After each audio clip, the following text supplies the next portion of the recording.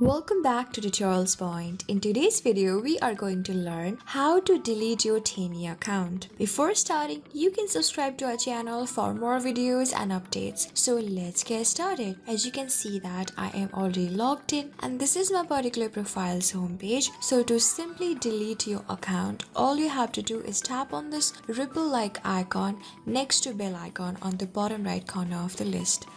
This will take you to your on profile, then tap on this three-dotted straight line on the top right corner of the list.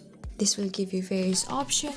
Tap on settings below share profile and scroll down to the very end. You can see just above logout there's an option of disable account. Tap on it. Now you have various options that you can choose. I am going to randomly choose one that the reason for disabling my account. Let me choose randomly one. You can choose your own and after that you can tap on disable account below.